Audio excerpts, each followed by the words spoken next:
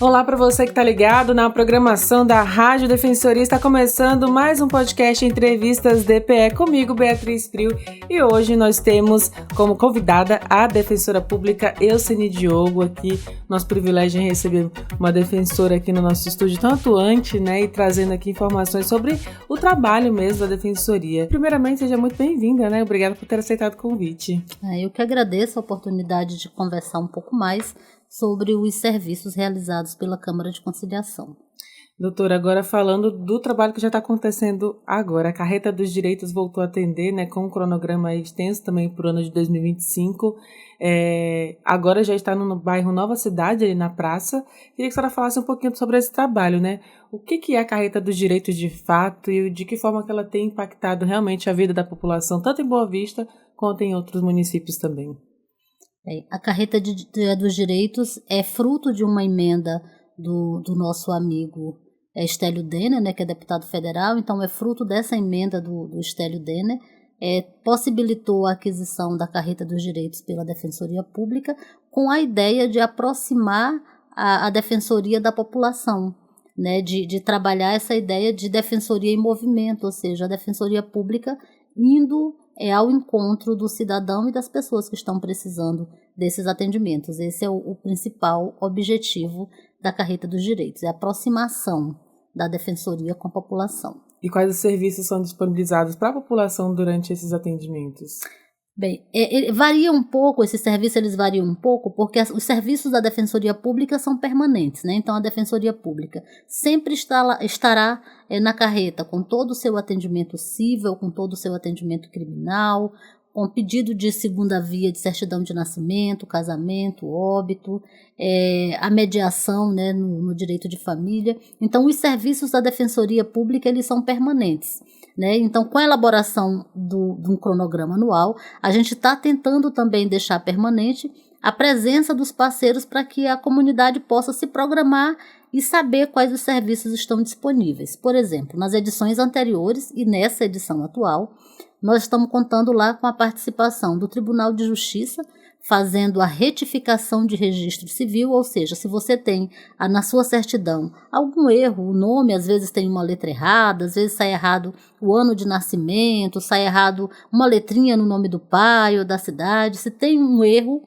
na sua certidão de nascimento que você precisa corrigir, o Tribunal de Justiça, que é nosso parceiro na Carreta dos Direitos, através da vara itinerante, ele faz esse serviço. Aí nós temos o Instituto de Identificação, fazendo a antiga e a nova certidão, e a nova carteira de identidade também, o Instituto de Identificação é nosso parceiro e sempre está presente em todas as ações. Nós temos também a Receita Federal, levando o trabalho com o CPF, né, correção do CPF, alguma retificação, porque acontece às vezes também de sair, né, uma digitação de um nome errado, de uma data de nascimento, ou mesmo para fazer o CPF inicial. Então, a Receita Federal também é nossa parceira, está lá na carreta, né, nessa edição, e nas anteriores também esteve, e a gente espera que nas próximas também esteja. O INSS também está lá na carreta, e há pouquinho a gente estava conversando lá na carreta, que é um serviço que a gente precisa dizer para a população, que o INSS leva, né, além dos pedidos de aposentadoria, além das orientações, dos pedidos de auxílio maternidade, o INSS ele também faz um trabalho lá muito importante, que é a questão da senha para a conta Gov, que a conta Gov é um instrumento que facilitou muito a vida da gente, né, e o acesso, para você verificar o meu INSS, para você verificar a carteira de trabalho, para você verificar tantas outras informações, fazer assinatura digital. E aí, por vezes, a gente perde a conta Gov, perde aquele celular inicial que a gente cadastrou, né, para ver o código, ou mesmo perde o acesso ao e-mail que cadastrou quando fez a conta. E o INSS ele faz esse resgate da senha da conta Gov, que é um trabalho importantíssimo. É um trabalho que, inclusive, eu acho que demanda muito também das pessoas que não têm tanta habilidade ali, ficar utilizando o celular, que não é tão conectada como essa geração mais nova agora, né? Digamos ali dos 40, pessoas 40 a mais, que eu digo assim, né? Sim, com certeza. E, assim, e muitas pessoas, eu confesso, inclusive, que eu não sabia que esse serviço também era feito pelo INSS.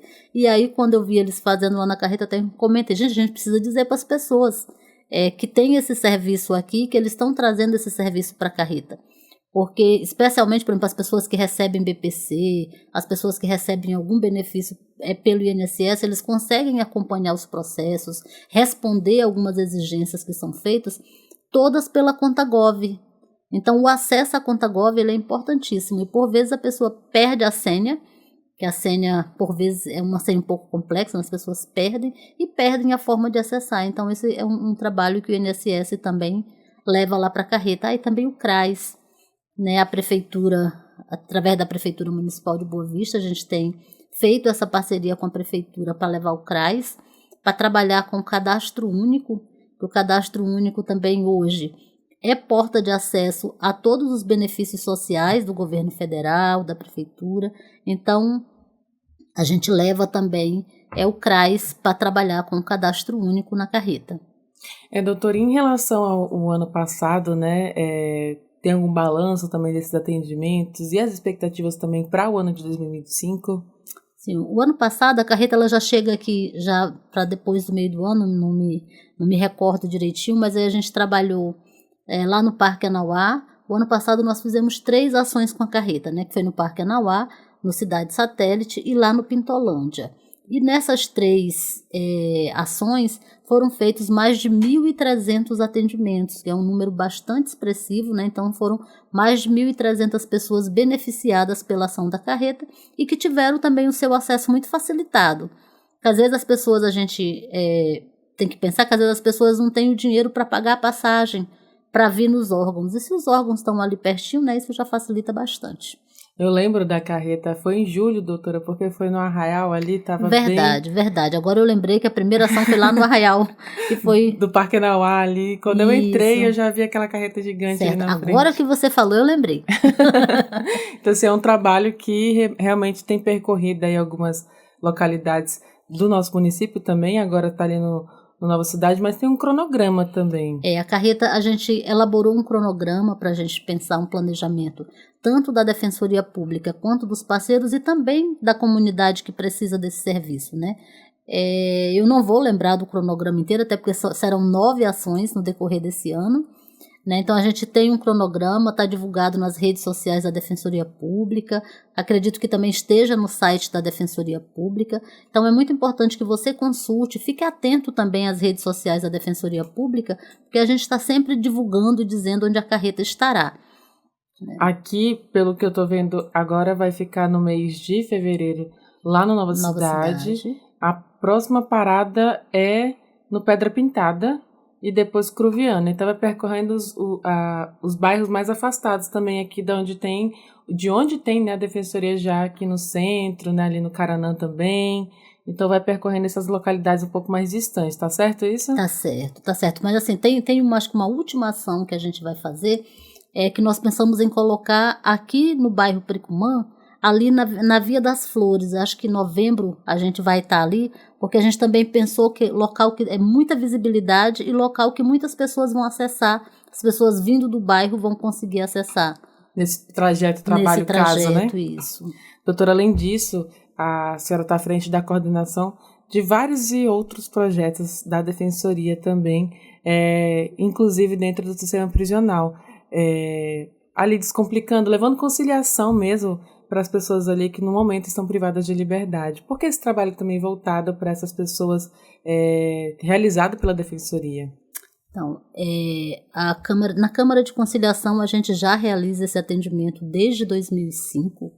Então, desde 2005 a gente faz esse trabalho da conciliação no sistema prisional, porque a Defensoria Pública entende que, apesar da pessoa estar reclusa, ela deixa uma família aqui fora, né? E esse contato com a família, a resolução dessas questões com a família, ela inclusive ajuda na ressocialização, né? Então ajuda tanto quem está dentro do sistema quanto quem está fora. Por exemplo, a gente já atendeu situações em que o pai tá no sistema prisional, a mãe também está e fora ficam os filhos. Então, a gente precisa regularizar a guarda dessas crianças, né? A maioria das vezes ficam com as avós.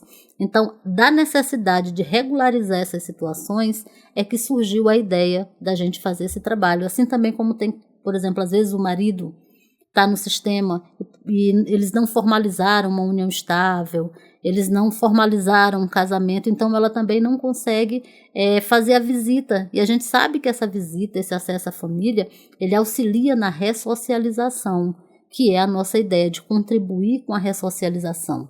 Então a gente tem feito esse trabalho atualmente, né, acho que tem um ano e meio que a gente mudou o formato, que já teve uma época em que a gente mandava ofício para a Seju, que ele encaminhava, né, o reeducando, e a gente fazia esse atendimento, depois a gente mudou, a gente aprontava os processos aqui fora e eu encaminhava. Eu lembro que a gente iniciou lá com a doutora Vera, quando a doutora Vera ainda estava na execução penal, mas tem acho que um ano e meio, que a gente mudou esse formato, né, pela necessidade também de permitir que o reeducando fale. Então, mediando caminhos hoje, a gente faz um trabalho, monta uma estrutura que não é complexa, mas que é dupla, que a gente precisa montar uma estrutura que a família fique aqui na Câmara com uma equipe e a gente encaminha uma outra equipe, né, para o sistema prisional e para esse trabalho também. A gente tem um cronograma já montado, né, até para as pessoas já saberem as datas em que a gente vai em cada unidade. Eu acho que em breve a Defensoria Pública vai disponibilizar também esse cronograma nas redes sociais. E aí outra equipe que vai para o sistema e de lá faz uma videochamada para possibilitar esse diálogo e essa conciliação entre um familiar que está dentro do sistema e outro que está fora.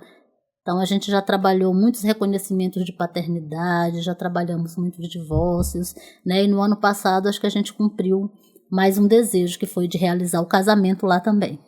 Inclusive, já falando desse casamento, o Mediando Caminhos agora aconteceu no final de janeiro, lá na cadeia pública, mas eu vi aqui também, de acordo com o cronograma, que vai acontecer lá na Penitenciária Agrícola de Monte Cristo no final de fevereiro.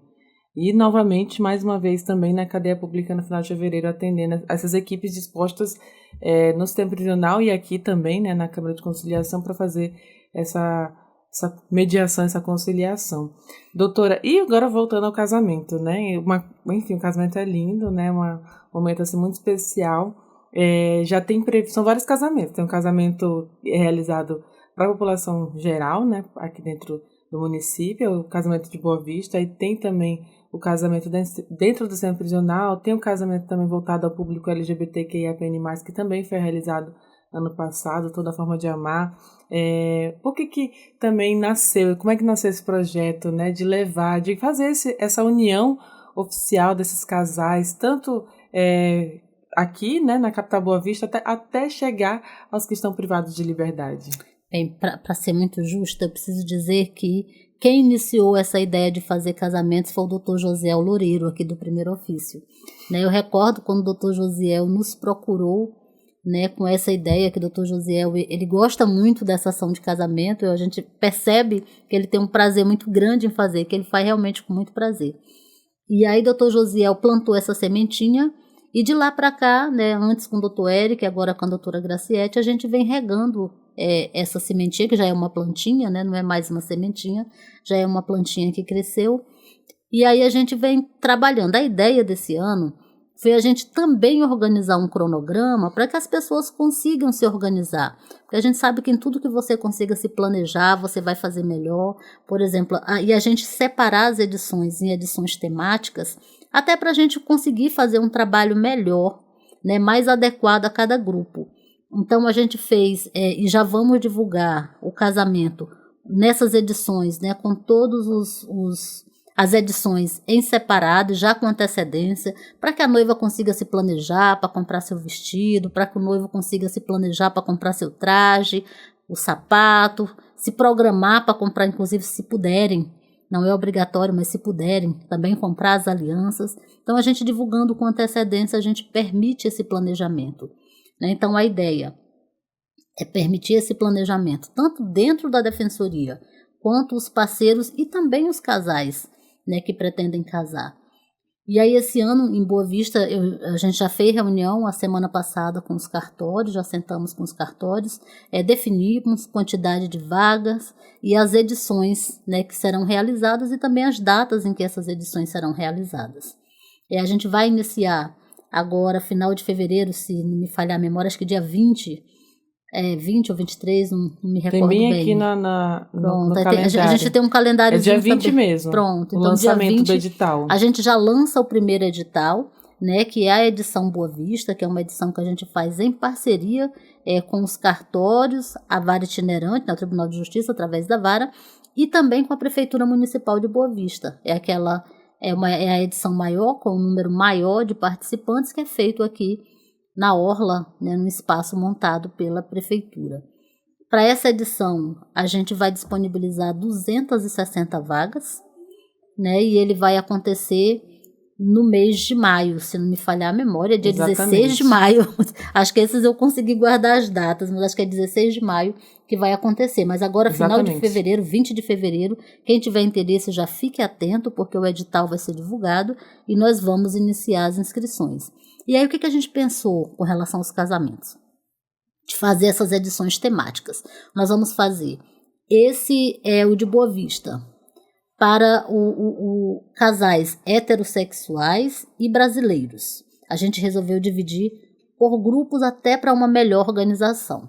E aí, posteriormente, nós vamos fazer em junho para a comunidade LGBT, depois nós vamos fazer para migrantes e refugiados, que é a edição Sem Fronteiras, e depois nós vamos fazer uma outra edição dentro do sistema prisional, que é a edição Direito de Amar. Doutora, para a senhora mesmo, assim, além de defensora pública, mas de forma humana mesmo, como é que esses momentos, assim, eles lhe marcam, né? Como defensora pública, né? Como ser humano, tem alguma memória dessas edições, desses casamentos, inclusive do ano passado, que ficaram marcadas mesmo? Sim, com toda certeza. Sempre que a gente pensar em defensoria pública, a gente precisa pensar nessa assistência integral, né? E a integralidade, ela vai muito além de uma defesa num processo, de dar entrada em um processo, mas eu penso a integralidade da assistência jurídica como você possibilitar o exercício de um direito que a pessoa não esteja conseguindo exercitar por falta de recurso financeiro. Então, se as pessoas desejam casar e não conseguem casar por falta de recurso financeiro, ela não está tendo acesso ao direito. E é o dever da Defensoria Pública entrar nesse momento, reunir os parceiros, fazer o que a gente gosta de fazer, que é uma mediação junto aos parceiros. Olha, a gente precisa resolver, a gente precisa casar, e a gente sabe que as instituições, quando se unem, elas ficam muito fortes, né? E a gente também pensar que a vulnerabilidade ela não está nas instituições, elas estão exatamente nas pessoas. Com relação a esses momentos, o ano passado a gente teve, né, um momento muito, assim, que eu guardei muito do casamento no sistema prisional, aqui na cadeia pública, de uma noiva que, acho que quando ela chegou, eu acho que inclusive era venezuelana, acho que estava em situação de rua, e aí quando ela chegou, que ela viu todas as noivas arrumadas, ela estava com trajes muito simples, eu lembro que era uma blusinha vermelha, uma calça jeans e um chinelo de dedo já bem usados. E aí, quando ela viu a estrutura que estava montada, as noivas arrumadas, ela ficou lá fora chorando e me chamaram. E a gente denominou essa de noiva Cinderela, porque apareceu uma colega, uma defensora, não vou dizer o nome dela porque eu acho que ela não quer que fale, mas foi uma colega defensora, que chegou e aí eu estava saindo para tentar resolver, para tentar comprar um sapato, para tentar ir buscar um vestido na minha casa que desse para ela, e essa colega se prontificou. E aí nós fomos. Ficou a equipe... alguém deu um sapato, outro maquiou, outro pôs um brinco, a colega trouxe o vestido e a gente conseguiu arrumar essa noiva, e a noiva entrou radiante, ficou muito feliz. Então, acho que esses momentos, eu acho que essas pequenas, grandes coisas fazem realmente a diferença na vida das pessoas, né? E fazer a diferença na vida das pessoas, eu acho que vale muito a pena, que eu acredito que essa noiva ficou muito marcada por esse momento, assim como a equipe que participou, por ver o quanto ela ficou feliz, o quanto ela ficou realizada por algo que para a gente, às vezes, eu acho que não custou muito para a colega, o que a colega fez e o que as outras pessoas fizeram. E aí fica marcado na história de todo mundo. E aí ficou, nós denominamos de noiva Cinderela. Olha aí, tem até o nome. E até porque esse casamento, além dessas partes que comove mesmo, de emoção, ele também traz direitos a essas pessoas, né? Por exemplo, quem está no sistema prisional, privado de liberdade, como a senhora até citou, se não tiver uma união estável, um oficial, não consegue fazer visita, né? Então, quais os benefícios e os direitos que são garantidos a essas mulheres, a família dessas pessoas que estão em sistema prisional, tem garantia após a oficialização desse casamento? Olha, eu costumo dizer que o casamento feito pela Defensoria Pública e os parceiros, ele não é só um casamento, ele é uma verdadeira ação de cidadania. É porque quem vê a cerimônia talvez não consiga imaginar todo o trabalho que a Defensoria Pública e os parceiros já fizeram para chegar até aquele momento. São incontáveis, né, as pessoas que a gente pediu segunda via de certidão de nascimento, pediu restauração de certidão de nascimento, fez divórcio para conseguir casar.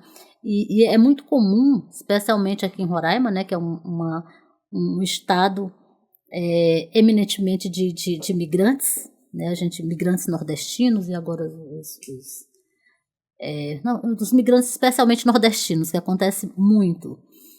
Chegam e às vezes eles não conseguem casar, não porque não querem, às vezes, ou porque não conseguem pagar, mas porque não têm acesso à sua certidão de nascimento, que é um documento essencial para casar.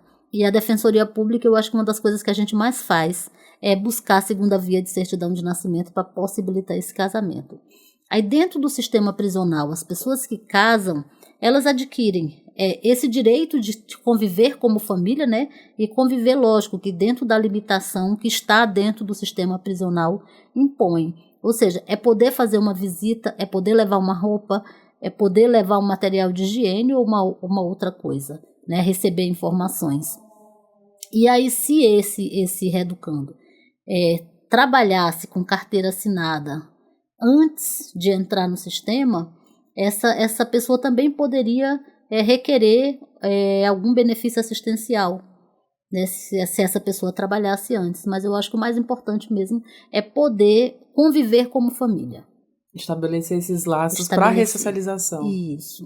Doutora, além disso, né, e ainda dentro da pauta casamento, que eu acho que é muito importante falar sobre essas outras edições, que é o casamento voltado à população LGBTQIAPN+, que aumenta, assim, inclusive, Toda Forma de Amar, que é um título lindo, né? Como é que é esse momento também, né, de proporcionar, muitas vezes, a essas pessoas que sofrem preconceito, esse direito também? A Defensoria Pública, né, por meio da Câmara de Conciliação, tem trabalhado muito essa pauta, tentado trazer dignidade, trazer visibilidade para essas pessoas que a gente sabe o quanto de preconceito que elas sofrem. Então, a gente, por exemplo, dentro da Câmara, a gente trabalha, além do casamento coletivo, a gente também faz o mutirão Transformando Identidades, né, que a gente fez, outro projeto já também. É um outro trabalho que a gente também faz, né, e o encerramento do mutirão Transformando Identidades é exatamente com o casamento voltado para a comunidade LGBTQIAP+. Né? Então, o ano passado foram poucos os casais, a gente sabe que ainda tem talvez a timidez de chegar, talvez por sofrerem tanto preconceito, ainda não buscaram muito esse serviço. Foram apenas 3 casais que foi feito o ano passado, mas a gente quer deixar dito aqui para a comunidade LGBTQIAPN+, que eles busquem a Defensoria, porque aqui na Defensoria Pública elas terão parceiros, né, tanto para o casamento quanto para a retificação de nome e gênero de pessoas transexuais e travestis. E aí o trabalho se estende também para dentro da população migrante, falando agora especificamente dos migrantes venezuelanos, que aí são Sem Fronteiras. Mas além desse trabalho voltado com o casamento para os migrantes, tem outro projeto também que é o Facilitadora de Diálogo, também voltado para mulheres migrantes dentro dos abrigos. A população migrante também recebe a atenção da Defensoria? Olha, nós temos dado muita atenção também para a questão migratória, que a gente sabe que é uma questão humanitária. Então, o que a gente tem conseguido fazer, essa edição do Casamento Sem Fronteiras, da Edição Sem Fronteiras, a gente sabe que para que um migrante consiga casar, o custo é muito alto, porque precisa fazer tradução, apostilamento de documentos, e a gente sabe que essas pessoas elas saíram de lá porque estão numa situação de vulnerabilidade, né? Foram vulnerabilizadas. Então, elas chegando aqui, a Defensoria também tem essa preocupação em acolher, né? Acolher e fazer o casamento coletivo, e o Facilitadoras de Direitos, a ideia, elas facilitadoras de diálogo, a ideia é trabalhar dentro dos abrigos a melhoria dessa convivência. Atualmente a gente não está executando, né, o Facilitadoras de Diálogo, porque a gente fazia em parceria com a ONU Mulheres, e essa é uma agência que já se retirou de Boa Vista, né, e a gente está em busca de parceiros. Devido às últimas decisões do mundo também, né, doutora? O mundo está em movimento. Eu acho que as coisas, a tendência, inclusive, é que fiquem um pouco mais difíceis, né? E aí o trabalho da Defensoria vem mesmo para enfrentar essas mudanças. A ideia da Defensoria é de estar sempre se contrapondo a tudo que feriu os direitos humanos, porque um dos deveres da Defensoria Pública é a defesa dos direitos humanos. Como prioridade, né, doutora? Como prioridade. E para garantir que não chegue a essas situações tão complexas, né? Inclusive a gente falou aqui de divórcio, falamos sobre essa situação vulnerável, né, de muitas pessoas, é preciso começar com a educação desde os jovens, né, desde quem está na escola. E aí existe um projeto também promovido, realizado dentro das escolas, que é o Descomplica. Como é que ele tem acontecido também? Tem aí dados que eu digo assim, um feedback mesmo desses jovens, das escolas, dos adolescentes em relação a esse trabalho com os adolescentes? Olha, o Descomplica é uma oficina de mediação que a gente vem realizando desde 2018, em parceria com a Secretaria Estadual de Educação. Ele é feito nas escolas estaduais, tem uma receptividade maravilhosa por parte dos adolescentes, né? Então, a equipe passa 3 dias com esses adolescentes. No primeiro dia ainda há um estranhamento, mas da metade do primeiro dia para frente eles realmente conseguem compreender, e é incrível como eles realmente, essa ideia de pacificação, essa ideia de mediação, como eles aderem muito rapidamente. Então, Descomplica é um dos projetos de sucesso da Defensoria Pública, né? Muita aceitação por parte dos adolescentes, e que a gente também tem um cronograma já para esse ano, já montado. A gente está discutindo com a Secretaria de Educação para realmente parceira, definir, né? Que é uma outra parceira nesse trabalho. Mas sempre que a Defensoria Pública pensa num trabalho, a gente sabe que a gente não consegue fazer nenhum grande trabalho sozinho, né? Eu acho que juntos a gente fica mais forte, junto é sempre melhor. Então a gente sempre busca parcerias com outras instituições. Pelo que eu vi, já vai acontecer agora também na 3ª semana de fevereiro, um Descomplica, a primeira edição desse ano, porque tem várias outras semanas aí dentro de outras escolas. E as escolas são definidas também pela Secretaria de Educação? Isso, a gente monta as datas que a gente tem disponível, porque como você já percebeu, a equipe da Câmara de Conciliação, a equipe não é tão grande, mas a gente tem aí um calendário com muitas atividades, então a gente precisa fazer esse planejamento para tornar possível todos esses trabalhos. A gente repassa para a Secretaria de Educação as datas que a gente tem disponibilidade, e a Secretaria de Educação é quem escolhe as escolas que vão receber o projeto. Ano passado, eu tive a oportunidade de ir em uma dessas ações, dessas edições do Descomplica, e eu fiquei assim completamente surpreendida com um desses adolescentes que estava dentro da oficina. Ele estava ali super participativo, super comentando o assunto, né, entendendo e absorvendo o conhecimento que as psicólogas, as assistentes sociais estavam repassando. E aí no final chamei ele para gravar, né, uma entrevista, para a gente fazer uma reportagem e compartilhar o trabalho da Defensoria. E ele falou assim, eu já entendi que não é só bullying aqui que a gente está discutindo, porque é uma das temáticas também, né, para evitar o conflito de bullying entre as escolas. Ele falou, eu vou levar isso para casa, porque vai até das nossas relações com a família, sobre não brigar com os pais, até ajudar meus pais em relação aos conflitos deles, né, para não acontecer divórcio. E ele foi falando tanta coisa, eu falei, ele aprendeu, ele entendeu. E assim, super inteligente. É incrível, assim, quando a gente dá oportunidade para o jovem aprender, quando a gente dá oportunidade para eles se expressarem, né, a gente incluiu no Descomplica, eu acho que já desde o ano passado, a gente incluiu um tema chamado emoções, né? Inclusive a gente elaborou aqui em parceria com a nossa assessoria de comunicação, a gente elaborou um joguinho que é reconhecendo as emoções. Então a gente trabalha muito esse tema das emoções para que eles consigam reconhecer nele e nos outros essas emoções para saber como lidar. E assim, a aceitação do jovem com esse trabalho, até a gente se surpreende.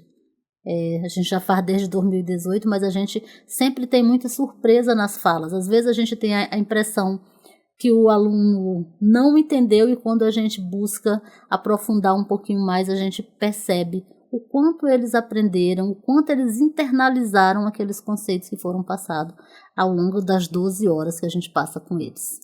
Tem algum exemplo assim, que tenha marcado também a senhora nesse trabalho desde 2018? Já tem algumas ações, algumas edições que já aconteceram, mas que a senhora carrega até hoje, desses fatos que a senhora tem comentado mesmo? Olha, tem uma escola, eu acho que é uma escola que, tanto eu quanto a equipe, a gente sempre pensa que foi, acho que dos trabalhos mais inesquecíveis que a gente fez, assim, acho que marcou muito a equipe. Uma aluna falou lá pra gente que ela chegou em casa e ela disse pro pai dela que ela agora iria ajudar as pessoas a resolverem seus conflitos. E o pai dela disse para ela, mas você vai se meter na briga dos outros? E ela disse que respondeu pro pai dela, não pai, eu não vou me meter na briga dos outros. Eu vou ajudar eles a não chegarem a essa briga. Então a gente fica assim tão feliz quando a gente percebe ela entendeu o que a gente queria dizer. Ela realmente entendeu. E essa aluna tinha sido uma aluna que tinha sido colocada na oficina pela escola como aluna problema. Era aluna que brigava com todo mundo, era aluna que encrencava com tudo, tinha problema em casa, tinha problema na escola. E a gente percebeu uma mudança muito forte nessa aluna, não só nela, mas na turma inteira. Eu lembro também de um outro aluno dessa mesma turma que veio também nessa perspectiva, né, de aluno problema. E aí no último dia, a gente está sentada já fazendo os encerramentos, e aí alguém bate na porta da sala, a sala fechada, e alguém bate na porta. E aí eu fui abrir, aí era uma senhora, já cabelo branco, uma senhora já de idade. Aí eu falei, pois não. Ela disse, não, porque eu sou avó, e disse o nome do aluno, eu sou avó do aluno fulano. E ele me disse que tinha aqui um pessoal da defensoria que estava ensinando e falando coisas muito legais. E me convidou para vir ouvir também. E eu vim para escutar. Eu achei muito interessante, porque esse aluno, ele também tinha vindo nessa perspectiva, né, de ser aluno problema. E olha, ele estava contando em casa o que estava acontecendo, inclusive convidou a avó, que ele morava com a avó, e a avó assistiu. O último dia, a avó foi, assistiu, entregou o certificado para ele e ficou muito feliz. Ou seja, é um trabalho que é uma sementinha plantada ali nos adolescentes, mas que a intenção é disseminar também dentro de casa. Com certeza, a gente sabe que o trabalho de pacificação social não é um trabalho fácil. A gente sabe que a gente trabalhando 30 alunos numa escola, talvez seja pouco, mas infelizmente é o que a gente consegue fazer, é a forma que a gente consegue contribuir, e a gente sabe que essas sementinhas elas estão germinando. Porque assim, outra situação que eu vejo de importância, doutora, de conscientizar esses adolescentes é porque eles passam por problemas em casa, né? É na adolescência ali que muitos deles veem os pais se divorciando, a ver acontecer a violência doméstica dentro de casa, ver a falta também de alguma assistência, né? Pela falta da pensão alimentícia, que o pai não concede. E quando chega na fase da adolescência é quando eles começam a compreender essas faltas ou essas violências que eles vivem. Então, acho que vem no momento certo, né, para eles Exato. se entenderem. Agora, você tocando nesse assunto, eu também recordo de uma escola onde a gente conversando sobre emoções, sobre reconhecer, sobre falar das próprias emoções. A gente teve um relato muito forte de uma aluna que era abusada sexualmente pelo avô e ela compreendeu o que devia falar, ela compreendeu o que ela podia falar, né? E aí ela chamou a equipe e fez esse relato para a equipe e a gente passou para a direção da escola também e fizeram os encaminhamentos. Então, por vezes, o jovem ele não consegue entender o que está acontecendo com ele. E quando ele escuta que ele precisa reconhecer as emoções, que ele, reconhecendo as emoções, ele pode expressar essas emoções. Eu lembro que ela começou a chorar e chorava muito na sala, começou a chorar e a gente pediu que a nossa psicóloga, a Deliane, fosse conversar com ela em uma sala separada, e de lá ela contou, né, que ela tinha compreendido que o que estavam fazendo com ela era abuso sexual. Era uma e aí ela fez a denúncia, sofrendo, né? sim. E aí, nesses momentos, a defensoria, junto com a escola, encaminha para os órgãos competentes. Sim, foi enviado para os órgãos competentes, foi feito o procedimento. Ela estava sob a guarda desse avô, foi tirado, foi feita toda uma modificação. Ou seja, salvando vidas, né, doutora? Com certeza, acho que essa é a grande missão da defensoria, né, fazer essa orientação, fazer com que as pessoas reconheçam não só os seus direitos, mas eu acho que é muito importante hoje nessa rapidez que as redes sociais nos impõem, né, que as pessoas consigam também parar, dialogar, reconhecer as suas emoções e as emoções dos outros e também saber como lidar com elas. E é um trabalho que eu vejo assim que está sendo lindo, realmente. E aí vem um outro projeto que traz esse mesmo sentimento de muita emoção, que é Meu Pai Tem Nome, que é que é um projeto da defensoria, né, coordenado também pela senhora, que é garantir com que essas crianças, adolescentes, filhos, até adultos, né, sejam reconhecidos. Esse ano, por exemplo, já tem uma programação também para o programa Meu Pai Tem Nome? O Meu Pai Tem Nome, na verdade, ele é um mutirão nacional, né, coordenado pelo CONDEG, que é o Conselho Nacional de Defensoras e Defensores Públicos do Brasil, e essa data ela é definida pelo CONDEG.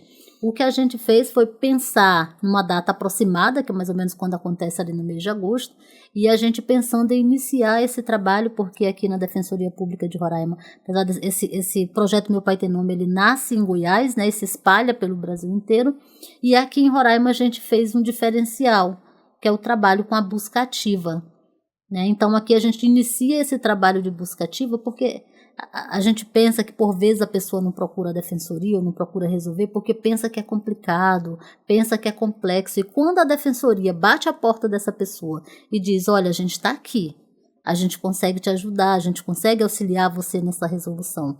Então não tem erro. O ano passado a gente fez mais de 300 atendimentos e esse ano com certeza a gente supera esses números. Ano passado, além das crianças que receberam, né, que foram reconhecidas, que teve reconhecimento de paternidade reconhecida, mas eu vi alguns adultos também, muitos adultos já encaminhados na vida, digamos assim. Vi até uma família acho que tinham 8 irmãos, acho que até virou um caso de documentário também que a TV Assembleia produziu, a gente também fez aqui pela rádio da Defensoria. Eram 8 irmãos já adultos, e aí o pai tinha falecido, mas ele nunca tinha conseguido registrar os filhos. Então ali para uma senhora já, né, com 50 anos, tinha uma senhora de 60, contando que na juventude passou muito preconceito, dizendo que ela não tinha pai, e aí aquilo era garantia, né, era a realização de um sonho, de dizer, agora eu tenho um pai na minha certidão. Isso também impacta muito. Com certeza, as pessoas elas precisam ter reconhecido nos seus documentos a sua história afetiva, a sua história biológica, e o Meu Pai Tem Nome ele vai trabalhar exatamente isso, reconhecer no documento a história biológica ou socioafetiva das pessoas. Então esse reconhecimento, né, traz esse empoderamento para as pessoas, né? Agora eu tenho o nome do meu pai no meu registro, eu tenho o nome da minha mãe, né, e as pessoas se reconhecem naquele documento. Por quê? Porque ali está a história delas. Então, assim, o Meu Pai Tem Nome é um momento muito forte também da Defensoria Pública, de muita emoção e também de muito trabalho. Esse ano já tem, aliás, antes de acontecer lá em agosto, já começa também a preparação muito antes. Normalmente a gente começa esse trabalho do Meu Pai Tem Nome em maio.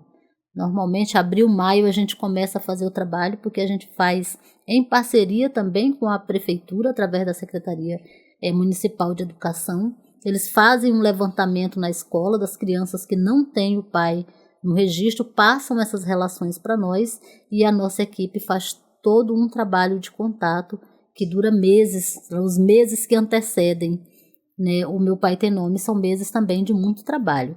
Esse ano, a doutora Cristiane, que é a nossa chefe da capital, deve assumir o trabalho do Meu Pai Tem Nome. A gente ainda não conversou, mas eu acredito que ela deva assumir esse trabalho. Então está previsto para agosto de 2025, essa grande data, e até porque acho que fica próximo ali do Dia dos Pais também, né? A ideia é exatamente trabalhar essa proximidade com o Dia dos Pais. E aí já traz essa ação ali muito envolvida com o Dia dos Pais. Doutora, assim, de todo esse trabalho que é realizado pela Defensoria, ele também chega até o interior. Esse ano já tem viagem marcada para levar esses atendimentos também aos municípios? Sim, desde o ano passado, né, o Defensor-Geral me chamou e colocou essa ideia, né, da Câmara de Conciliação, ou seja, da mediação, acompanhar também as viagens junto com a Defensoria Itinerante para levar a mediação e essa forma de resolver, né, de forma consensual, também para os interiores, né, que normalmente a itinerante vai ficar, a vara itinerante, né, isso é em parceria com a vara itinerante, nos locais onde não é sede de comarca. Então, essas pessoas também terem acesso ao trabalho da mediação. Então, acho que a próxima viagem já é agora na segunda-feira, que elas vão para a Serra do Sol. Então, é um trabalho que a gente tem feito em parceria com a Defensoria Itinerante e com a Vara da Justiça Itinerante do Tribunal de Justiça. Serra do Sol, Iramutã? Sim.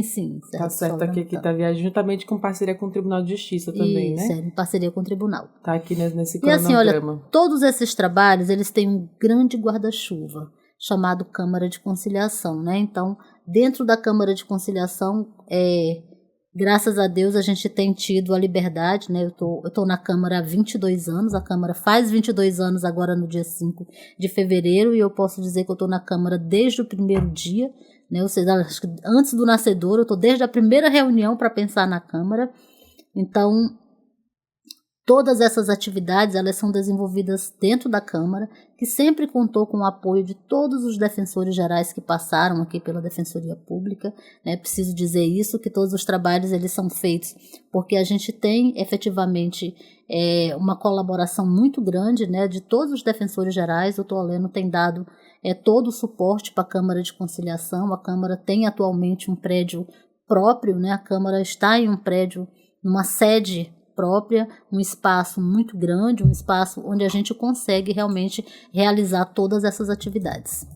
Doutora, e já que a senhora contou que já tem aí 22 anos de Câmara de Conciliação, viu o projeto ali embrionário, viu tudo nascer, como é que você avalia esse crescimento também daquilo que foi sonhado numa sala de reunião ali, acredito que com alguns defensores, a outros assistentes jurídicos também, outros profissionais servidores da Defensoria, para o que é hoje? A Câmara nasceu, éramos 3, né?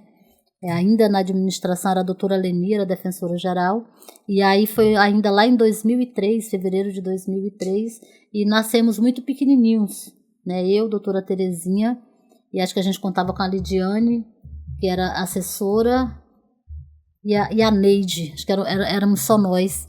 E daí para cá, hoje a Câmara conta com 25 pessoas na equipe, incluindo a equipe do CAN, que a gente sempre soma tudo. Então, hoje, trabalhando ali junto, nós temos uma equipe bem razoável, apesar de ainda ficar muito pouco, porque a gente tem muitas frentes de trabalho, né? Então, quando a gente começa a dividir, eu tá montando escala com as meninas de trabalho, porque agora a gente atende também lá no prédio civil, fica todo dia uma pessoa para atender no prédio civil. A gente tem que ir lá para a vara itinerante também, porque a gente tem um espaço lá que a gente precisa montar, e tem todas essas frentes de trabalho. Então, quando a gente começa a organizar escalas de quem vai para onde, sempre está faltando, né? Então, eu acho que crescimento, ainda cabe muito crescimento para a Câmara de Conciliação. Acho que a Câmara ainda tem muito que crescer, porque realmente presta um trabalho muito necessário. Eu acho que o trabalho da Câmara é um trabalho realmente muito necessário. Então, ver a Câmara crescer e ver em que a Câmara está se transformando, né, nesses 22 anos, e descobrir, inclusive, que a Câmara é o trabalho pioneiro no Brasil. A Defensoria Pública de Roraima foi a primeira Defensoria Pública no Brasil a organizar um trabalho especializado em conciliação e mediação. Então, são muitas expectativas para esse ano de 2025. E falando nisso, a senhora falando sobre esse reconhecimento, a senhora mesma foi homenageada no Instituto de Mediação e Arbitragem de Portugal por todo esse trabalho que a gente conversou aqui. O que essa homenagem também significou, né? Contando um pouquinho da sua carreira aí, somente na conciliação, mais de 20 anos, O que significou esse momento também para a senhora? Para mim, um momento especialíssimo, né? Porque o IMAP, né, que é o Instituto de Mediação de Portugal, ele estabeleceu esse reconhecimento esse ano, e o professor Juan Carlos Vezula, que é o nosso grande mestre na mediação, né, o professor que a gente segue, é o professor com quem a gente faz formação, é o professor que nos orienta em vários trabalhos. Ele fez muita questão, e ele me ligou e outras pessoas me contaram também para dizer que ele fez muita questão que eu fosse a primeira pessoa a receber esse reconhecimento.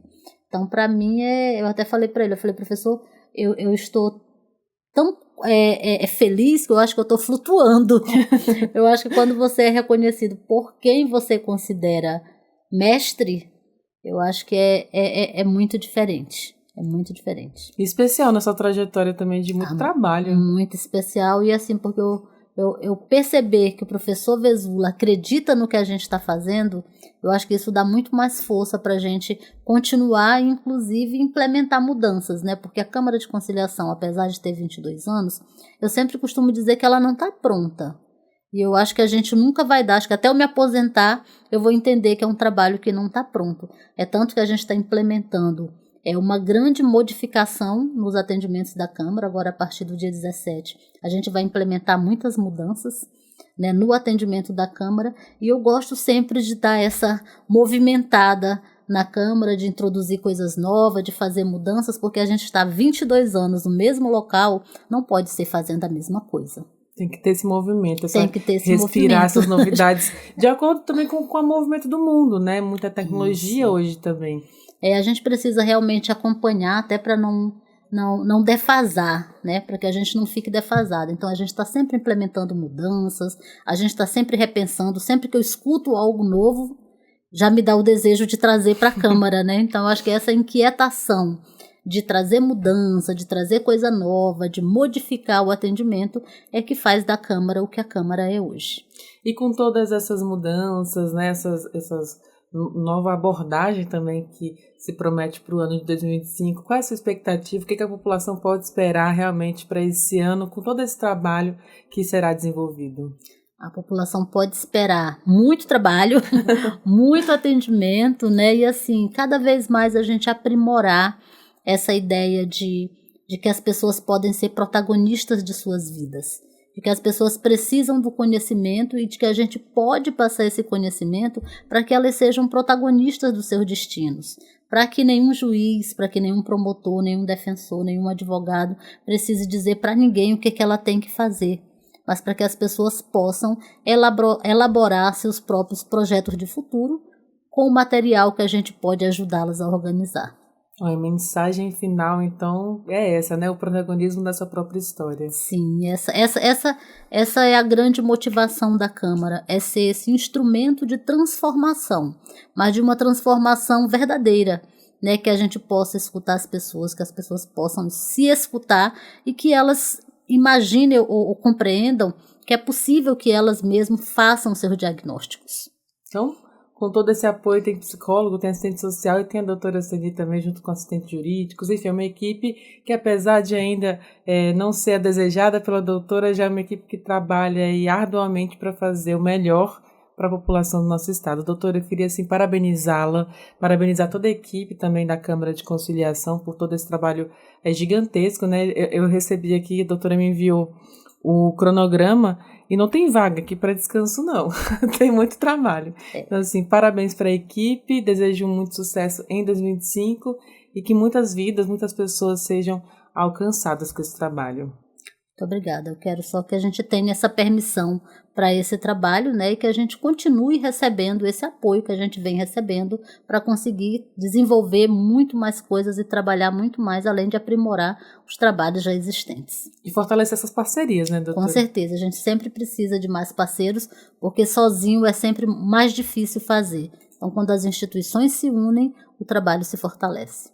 E só lembrando aqui a quem está nos ouvindo agora, que a Câmara de Conciliação oficialmente fica aqui na Avenida Nossa Senhora da Consolata, 613, no centro, mas como a doutora falou, também atende de forma itinerante, também acompanha o trabalho. Se você não pode vir até a Câmara, a gente tem dois momentos que a gente pode atender de forma online, né? A pessoa que tem a dificuldade de locomoção, pessoas que moram, uma das partes que querem resolver mora fora do estado, ou se houver situação de violência de gênero.